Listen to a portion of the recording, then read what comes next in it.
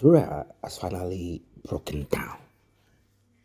In fact, as it is right now, I don't know if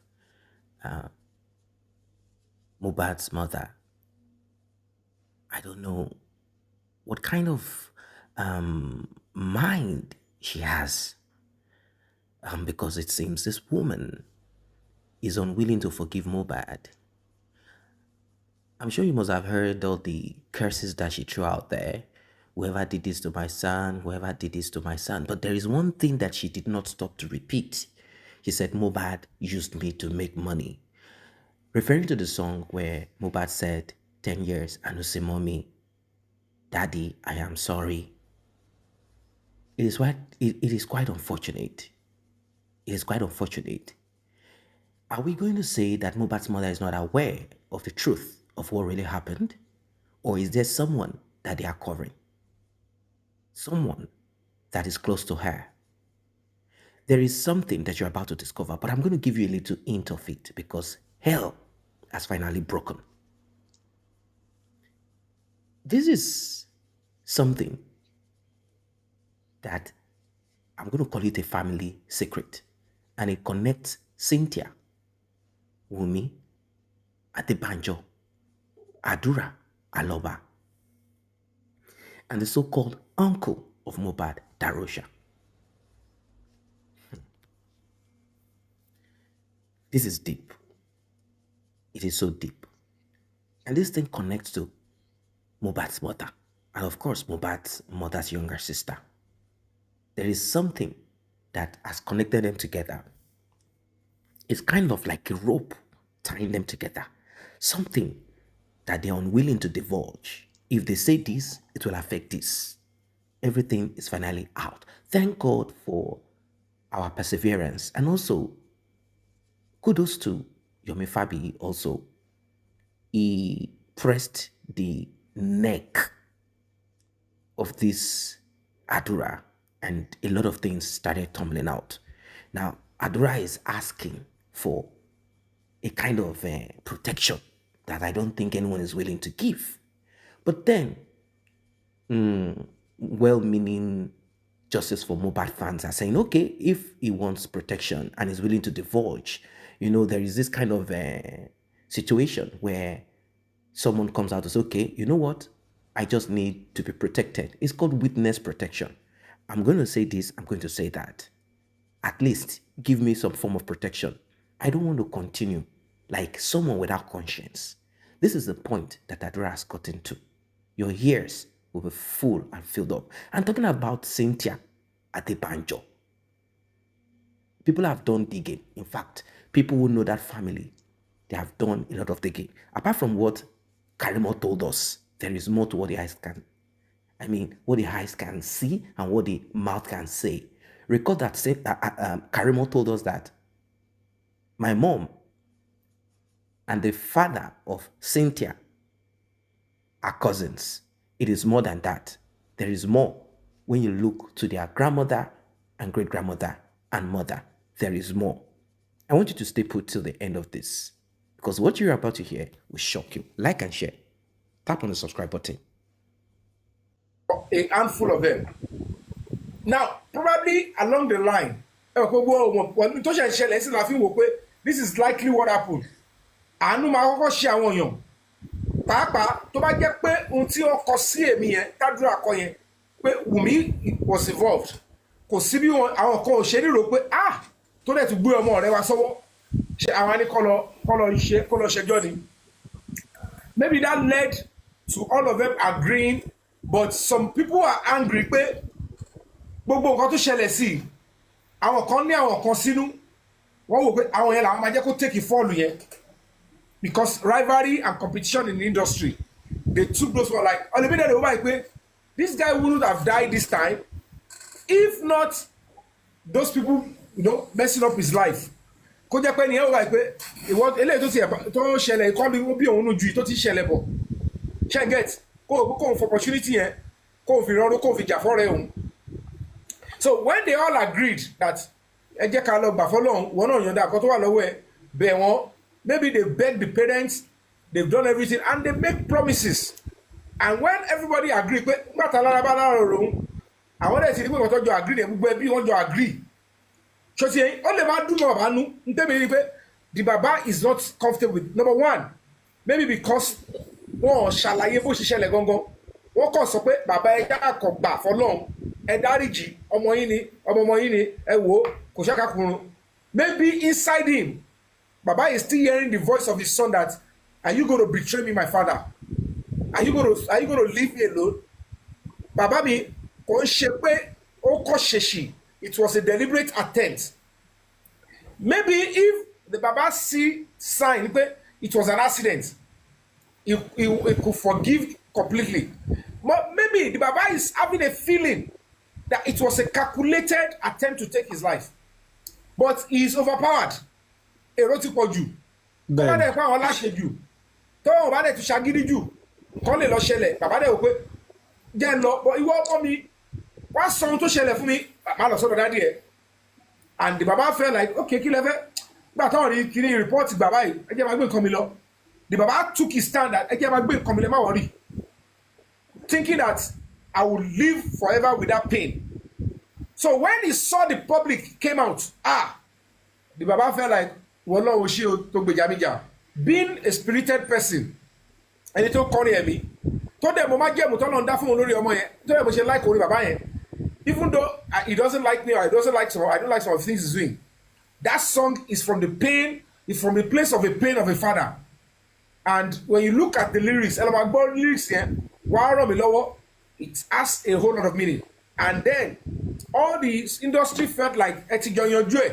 ẹ ti jọ agree and don't forget these people are not activists so how would they turn around tó ti gbọ́ pé wọ́n ti yanjú ẹ̀ family wọn kọ́ wá ti pa àwọn ọlọ́tún máa bá ti pín ni àwọn ọlọ́fẹ́ máa tákì ẹ̀ńtọ́rù pupa ńgbà yẹn wọ́n bá pé no it's not going to work well meanwhile they already nailed the baba that he changed his tone because of money involved but they don't realize the fact that maybe even bó ṣe ṣe ṣọ́gbọ́n ẹ̀ wọ́n ti ṣe kan lọ́rùn tó gbórí ẹ̀ ọrùn ẹ̀ sínú pósí bàbá yẹn sì wò pé kí ló ṣọ́mọ òun lọ́rùn tó tú ọrùn ẹ̀ fi rí báyìí nù pósí ọmọ tóun jẹ́ ẹ̀gẹ̀ lórí ẹ̀ I want justice tára ló bá dúró tẹ́ bá dìde bẹ́ẹ̀ gbà mí tẹ́ bá pẹ́ sọ́kọ́ ẹ̀fẹ́ yẹn tẹ́ bá yẹ gbọ́dọ̀ fẹ́ ni I will stand by the masses maybe that is what is happening and at the end of the day the friends all of them they want to stay back they don't know whether by fighting whoever fight Mohbad now is helping his memory or is going to help hurt him pàápàá àwọn ará bíbọ̀ pé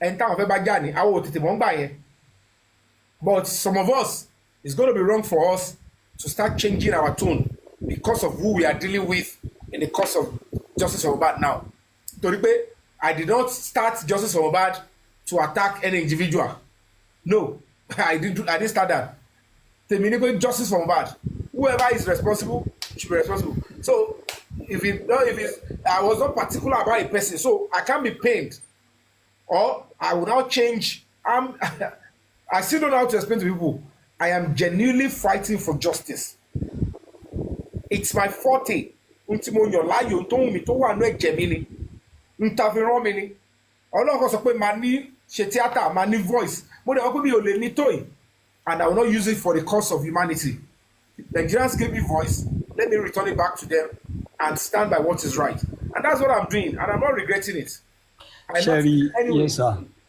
regretting it Mohbad okay there was nothing absolutely on the real thing tó pa Mohbad wọ́n ti kasara ntọ́kọ̀ fẹ́ fi kíní ẹ̀ ṣe ariwo tọ́kọ̀ gbogbo kan tó dà síta is to punish the boss tọ́bìlì pọ̀ persecuted ó fàyè ní lára that is what they were trying to do they've all agreed that we know the source of death the cause of pie of Mohbad but we will still take a toll on those people that we thought made life miserable for him so they all agree that that's that way but the real person that pied him is like it's better you focus on those ones telling them my own is a mistake or whatever it is we don't know yet so it's just an assumption until Adura completes his mission and whether they like it or not Adura will complete his mission the other people involved they will complete their mission they will tell us the truth we will hear exactly how it happened and the judge will say wow this is terrific And then the true course of law, you now see all the friends. Some of them, they will still say, whatever the case may be. Like I'm saying, we would have to come out to support our friend. They will still come out and support him. But they are careful not to find themselves in the middle of this whole stuff. Because look at the battle I have to fight. I fought battle with, some TikTokers, fought battle with some people in the family, now to the externals, now to the main people. Now I'm facing who actually buy Mohbad. That's why I'm not ready for chicken or because that is not where I am going. You understand? Yes, sir. So that's just it. I hope you understand me. Yes, sir. I got it right. But agreement with whoever buy Mohbad in the first place, it's not a crime, it's a moral offense. They can change and say, we don't want to. I think it's not going to be good for us. It's going to be a stain on our family going into this kind of agreement because we never thought the public would stand for us. We want to go out of it. Please, whatever it is, we are saying no to it because at the end of the day, whatever it is they are given, whatever, if they went into that agreement and they have eaten any money, it is still Mohbad's money. So nobody can use it. Because if you bóyá gbó fún bàbá Mohbad nígbà yẹn o bóyá gbó fún ìyá Mohbad nígbà yẹn o àbọ̀ gbó fún àdúrà o kò sí tó lè fi owó yẹn tó lè fi bú àdúrà àbí ìyá Mohbad àbí kan owó ọmọ wọn ṣì ni. bẹ́ẹ̀ni. And it's even a slap kó jẹ́ pé ẹni yẹn ló máa yàn lé wọn lọ́wọ́ tí ó ti ń ṣe ìyàwó fúlì tó máa yàn lọ́wọ́ lọ́wọ́ pé ìbáyìí ilẹ̀ máa gbà kọ́ báyìí ilẹ̀ máa gbà no tó bá yẹ kó báyìí lẹ́sìn agree àgbàǹgbà yẹn torí pé wọ́n bẹ̀ wá àròbóyá bí tọ́lọ̀ lọ́rẹ̀ àdèrò pé à ní èèyàn wọ́n gbà tọ́lọ̀ dẹ̀ sọ pé à léèyàn tí ọmọ náà spirit ẹ̀ ò dúró tó dẹ̀ ló fẹ́ jà ṣé bàtà máa ń jà ṣé ká wá dúró tẹni tó pa á ìgé ni akóńtọ́ ti kó fún wa máa kólẹ̀ àlọ́dún sẹ́yìn ọmọ wa because tó bá parí gbogbo ẹ̀ tó bá padà jáde tó bá jẹ́ kó bọ́rọ̀ ṣe rí nìyẹn tó bá jẹ́ pé ẹni tó pa Mohbad tó tọ́ nìyẹn tó bá máa parí gbogbo ẹ̀ Adura will still benefit from Mohbad's empire. In fact, he is the right person to even take over the empire by he should be on the side of the public. If Adura knows what is best for him, tí ìyá Mohbad bá mọ ohun tó dáa fún wọn ó bẹ́tà tó ní gbogbo ọ ní ojúlówó kọ́ mọ́ olè tó ń dájọ́ èyí tí gbogbo aráàlú bá dá tiẹ̀ ó bẹ́tà kí Adura dúró ti aráàlú kó sọ pé àná òótọ́ ìmọ̀ fẹ́ sọ sẹ́ ó dá mi ò bẹ̀rù mọ́ mo ti mọ̀ pé èèyàn báyìí ni tó lè tí nǹkan bá ṣe bẹ́ẹ̀ ní báyìí ní kẹ́mú ohun tó ṣẹlẹ̀ rèé tó bá ní wọ́n sọ bẹ́ẹ̀ àti fún ẹni ọ̀hún lè fọwọ́ kàn torí pé gbogbo ohun tó wà ó ní right láti sọ pé ó yá gbogbo nǹkan ẹ̀gbọ́n mi ẹ kó fún mi gbogbo nǹkan ẹ̀gbọ́n mi ẹ kó so ìjà tí bàbá yẹn ń jà yẹn gan Àdúrà ló yẹ kó máa jà pé ó yá nǹkan bá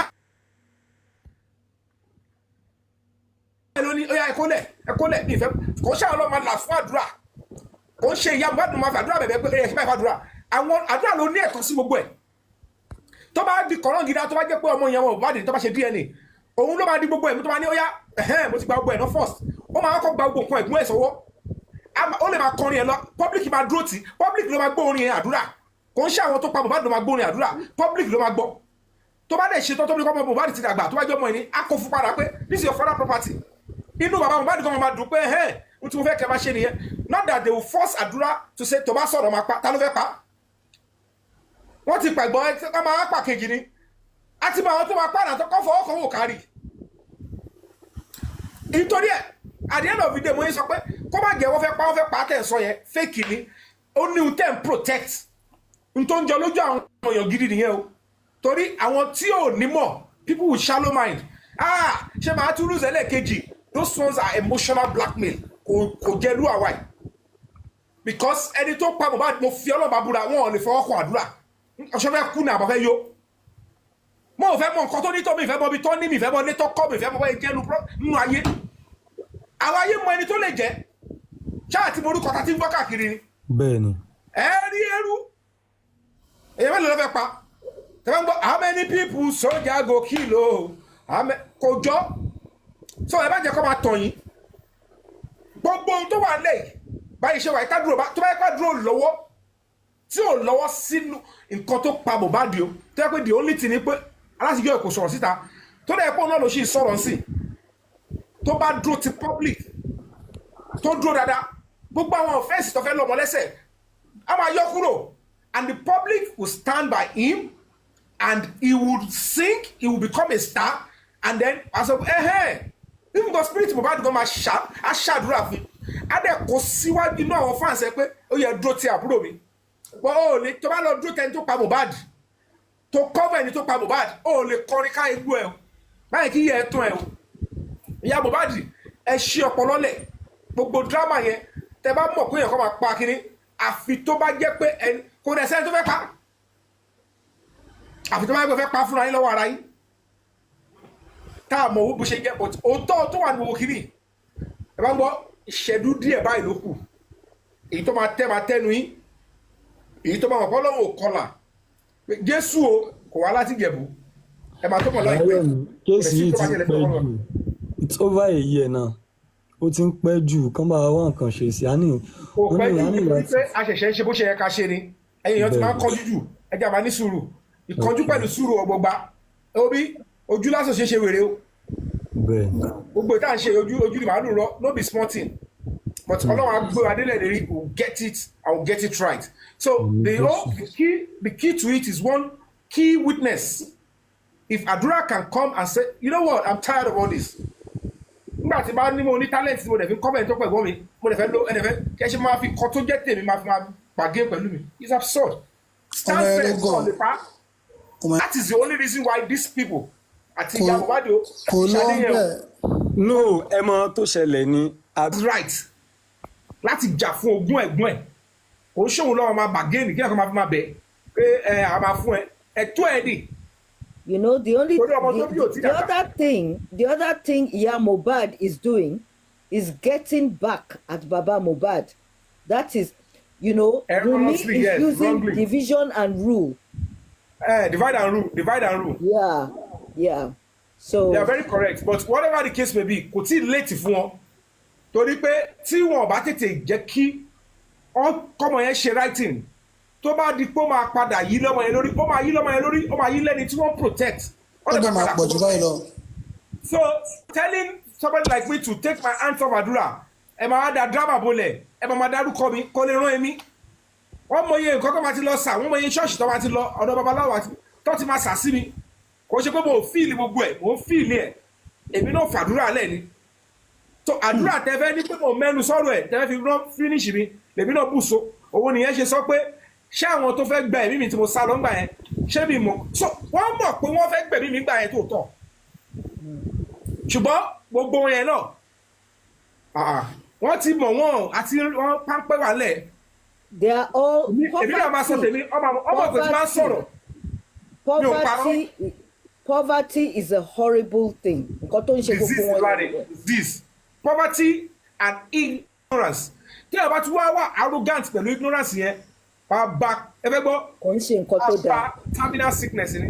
Kò ń ṣe nǹkan tó dáa. Terminal sickness can kpai anybody when you are arrogant with ignorance. Ẹni tí ó mọ̀ kankan tó tún wá ní ìgbéraga pẹ̀lú ẹ̀ ó wọ́ọ̀sì jù ní ayé yìí. Wọ́n máa You have just summed up Iya Mohbad's situation in this situation. I'm telling you, obìnrin yẹn ó rò pé òun lòun mú gbogbo nǹkan dání. Ó dẹ̀ rò pé òun ni the alpha and the omega in this drama. Ó dẹ̀ mọ̀ pé òun lòun stupid jù láyé yìí. Wọ́n ti dodge.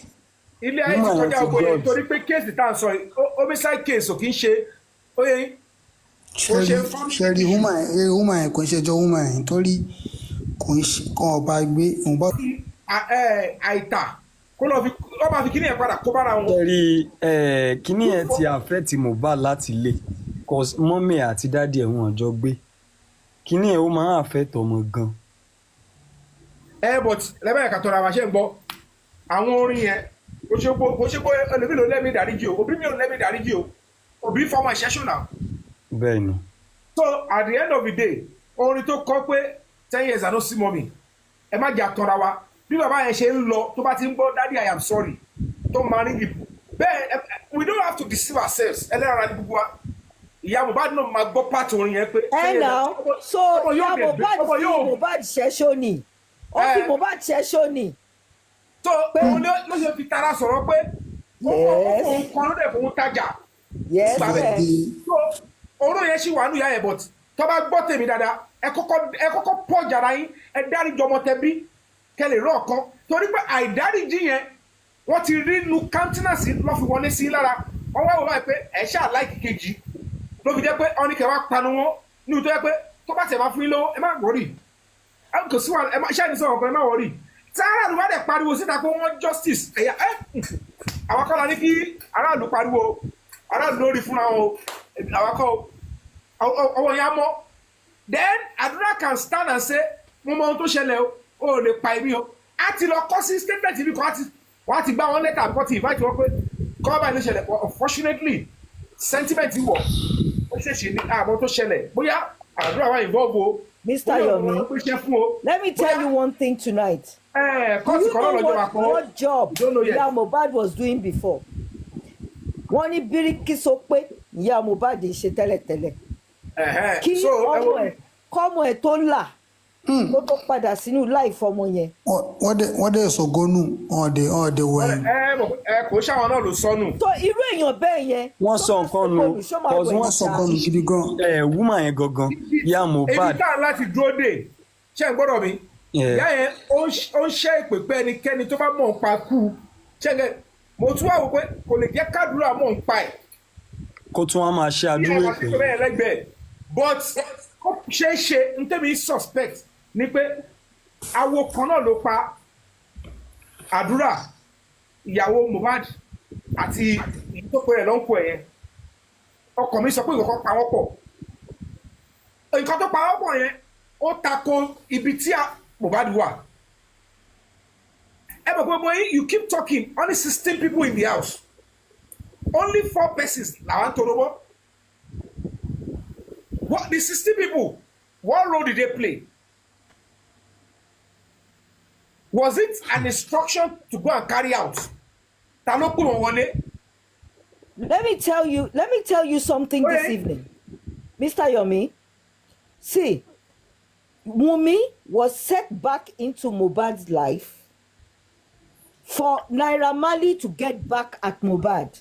And in the sense, we pay, go back in there and be a leash on his life. You understand? Okay, I'm not going to. Okay, even if I don't play that, I'm telling you, Wunmi, this Wunmi that you are talking about, iṣẹ́ tó ṣe tó parí iṣẹ́ yẹn. No, kò ń ṣòun nìkan ló ṣe. Gbogbo ló mú ẹ. Ẹ máa gbọ́dọ̀ mi. Ó ní agbára o. Ẹ̀rù sì ń bà mí. Gẹ́gẹ́ bí sọ tọ́ fún yín tẹ́mi bìbí. Má lè kẹ́rù bá ẹ jàre. Can I tell you? What I deduce is that the wife is a young person that is in love. Who like Mohbad. But when your past is clinging too much to you, ó máa difficult láti disassociate rẹ̀. Ó ní mo ṣe máa advice àwọn èèyàn pé àwọn commit youthful exuberance tó máa fún ẹ lórí ọ̀fẹ́ àti ṣe freedom yẹn. You will discover that she never loved him. Wait, she was there on a mission. No, my dear sister, let me be honest with you. According to the Ẹ máa gbọ́, I'm being honest with you, I'm a factual person o. Number one, whether obìnrin bímọ fún ẹ direct, àbọ̀ obìnrin dúró sínú ilé ẹ, ó make ẹ look pé wọ́n ní òun bímọ fún, ó kó ẹ jẹ ni o. I know I've studied women to an extent. Only kankan tó wà attract ẹ sí ẹ pé ìwọ lóhùn mi kò jẹ́ bí bàbá kò ṣe obìnrin ní tó wá ní ọ̀nà ìránṣẹ́ ọ̀tọ̀ bẹ́ẹ̀ káyọ̀ náà. Mr. Yomi, hello, let me tell you, the only thing that attracted Wunmi to Mohbad was the glory upon Mohbad that she wanted to snatch. She wanted to snatch it. Okay, ẹ máa gbọ́, as at that time tá à ń sọ yẹn, she was in Malian's house. Ṣé glorious lára Naira Marley ni? Listen, when Mohbad knew Mr. Yomi, go and read their history. When Mohbad knew Wunmi in secondary school, and when she was younger, when they were younger, Mohbad was toasting Wunmi. Wunmi ò ráyè Mohbad because nígbà yẹn àwọn bàbá ni Wunmi ń ta wọ́n ti ń sí. flag wa o. The only time she gave Mohbad attention was when she met Mohbad in Malian house and she realized that Mohbad was the spine tó gbé Malian house dúró. All she wanted was that glory.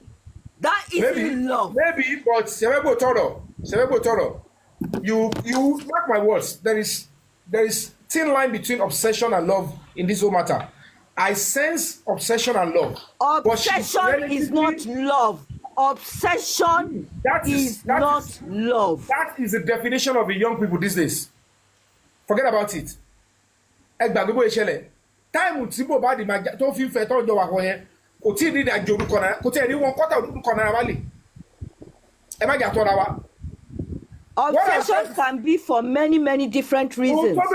Tóbìnrin bá violent naturally, but tó like èèyàn. Please, I'm sorry.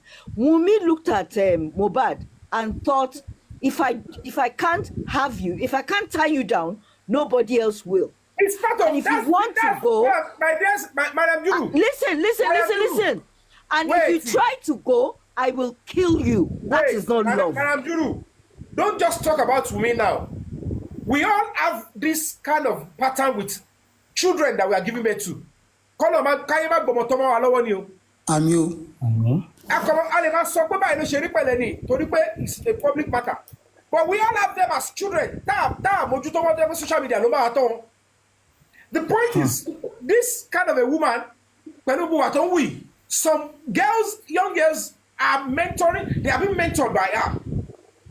The whole story of violence, they will find excuse to it because these children of nowadays won't believe tell them about can't destroy it. They believe that Wunmi is a psychopath. She's ill. She is mentally deranged. But cocoa of the matter is, any of these things you're saying, Mohbad the money. Do you know about these things ahead of Mohbad? Or Mohbad knew about all these things and still get stuck with that? These are scientific facts that when you look at the story, you can deduce. Wunmi is sick. We don't need her in our society. She should be put away and the keys thrown away. I'm not disputing that when the criminal aspect and the criminal tendencies are becoming too prevalent. I'm talking about this human angle. They started a relationship well. They did whatever they were doing. There are so many marriages that you see so rosy. And at the end of the day, 2 years after, what we want to learn from this is that when love becomes a deadly weapon or is tilting towards that, that is when you should control yourself. Young, sharp these days, they believe violence is love. Ejosa, what we should be advocating is counseling our young generation to walk away from toxic relationships. That's what I've been saying. Most of the things that social media is doing, you are not looking into that angle. You are only looking at that subject matter. I'm talking about the broader picture. We are only Wunmi is just a template. If what Adura gave us an account is correct, somebody came on my live show, this TikTok too. Tongbe Estate and one guy that time. Only video gonowo Ijati Mamba Mubadiga no refute to play ball. Do you understand? And Adura confirmed that Dabala sọ fún mi pé ìjà ni o tóótọ́ but ìjà yẹn láàrin Wunmi àtèèyàn kan kò dárúkọ onítàn. Ó tún yá sí Adura ní yes Mohbad wà bẹ́ẹ̀ fídíò yẹn dẹ̀ wà ó wà lórí fóònù yẹn is between Mohbad, Wunmi and somebody. Who is the somebody? Let me tell you one thing. Small family one, no one protecting. Please, let me say something. Wunmi has a genetic problem that has gone from generation to generation. Listen. Let me say this. Apparently, wọ́n ní ìyá Wunmi or great grandmother Wunmi ló pa ìyá Wunmi. Jésù. Ìyá Wunmi ló pa ìyá Wunmi. Wunmi, hold on. Wunmi. Wunmi náà pa. Listen. Sometimes we need to research into the scientific reasons why things happen. Ìdòkúdù àwọn ọkùnrin náà ni àwa ni kẹ́ bá wí. Ẹ bá kò bá mi ó dàárọ̀. I want to go. Ṣé yóò kò tí look at the sequence here. Ṣé yóò kò. But let's wait for concrete. Liam, let me tell you one thing. Liam ló máa ṣe nemesis Wunmi. Because that genetic thing is going down. And they are not addressing it. They need to address it. Deputy Senate President, please, if that is a true account, let's pray it doesn't continue that way because people, innocent people will be suffering. So let me tell you, Mr. Yomi, let me tell you how we can break the cycle. Hello? Now, let me round up. Let me tell you how we can break the cycle. When things like this happen, you have to accept that there's a problem. You have to be humble to the solution of the problem. And then you have to take on all whatever it is that the punitive measures of the problem. Then you will break the cycle. If you don't do that, the cycle will continue.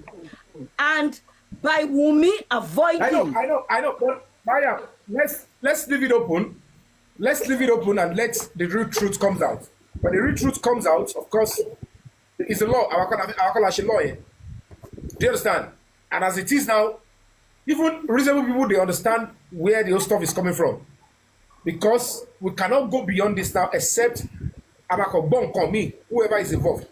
The only prayer we should pray and praying is a likelihood is if Adura does not play a part in what took, because if it was an instruction or organized crime that all of you belong to the same clique. I am going to tell you now, Adura did not play a part, but they want to latch the conspiracy onto him to shield the people that perpetrated the crime.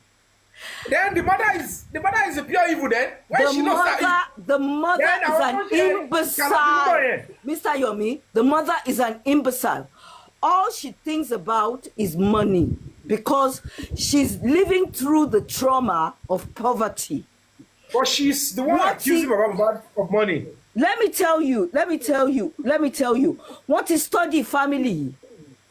Irú family ni kono ti le perpetrate and koto perpetrate. Ben, especially the father. Sorry? Okay, let's look at it this way. Another thing tomorrow might shock everybody. What if the real father, let's assume that the father of a child is actually Mohbad's blood? What if that is what they are protecting?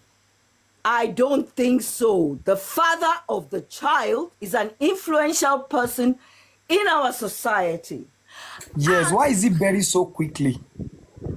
Why is it buried so fast? Let me tell you, Wunmi is also playing the father, the biological father of the child, in a way that the biological father of the child is being careful.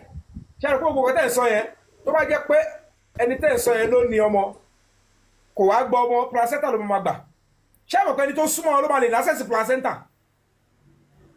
Let me tell you what is going on. When you are a victim of blackmail, ẹ̀rí placenta tí mo kọ ẹ̀rí bí àti pé ó ní reason tí spirit mo wá fi Mr. Yomi, hello?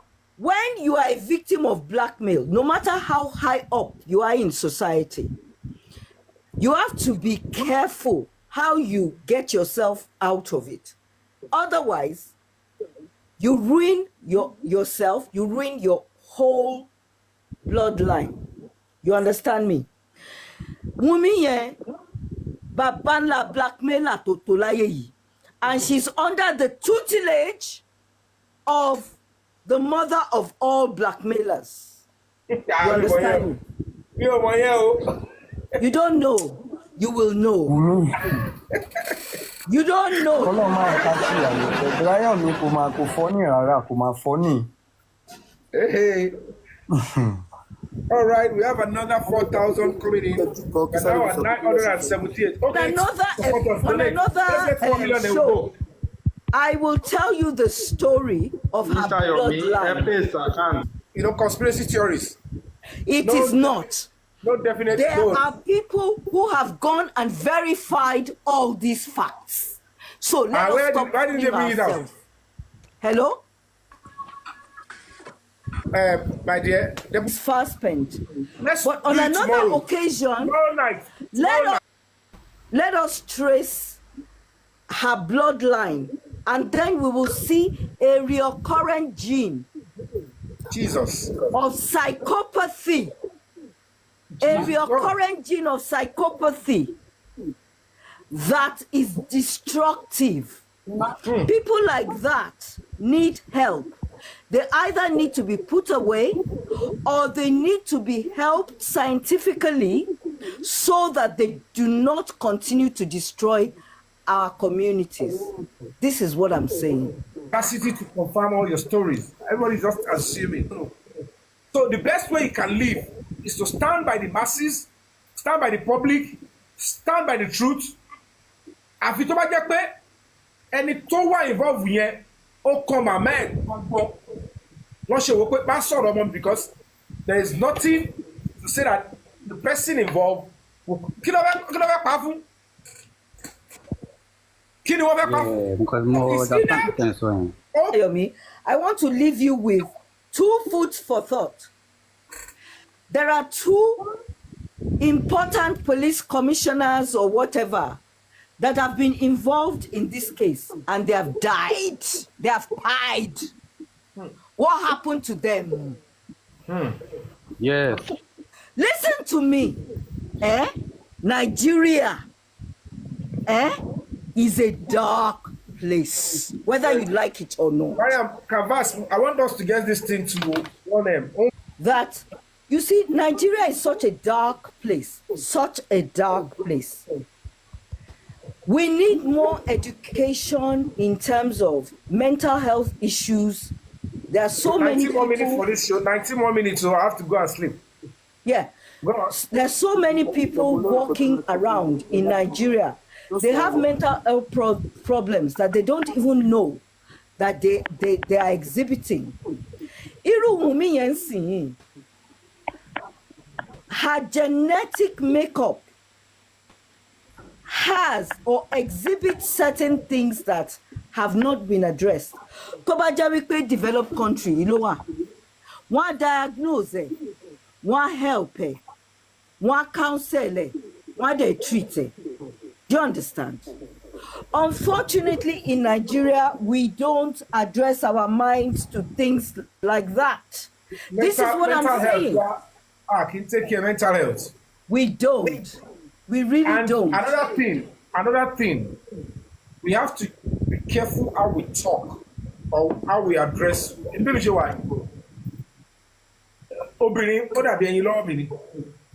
Though sometimes, when I realize that if you give this chance too much, loyalty. Hello. If you see me walk away from somebody, it's because your loyalty is lacking.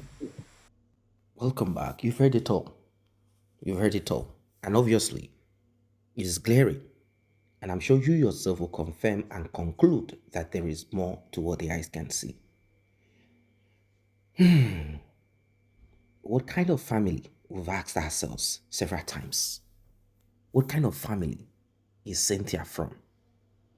Look at the products from the line of Karimo's mother down to Karimo, Wunmi's mother down to Wunmi, and looking upward, what kind of family is this? What kind of family is this? What kind of family? How can they be this crooked? How can it be possible? What kind of family is this? That is why it's good to do research, and I'm sure that you must have learned one or two things from this journey so far. Still on Justice for Mohbad. Like and share. See you in the next update.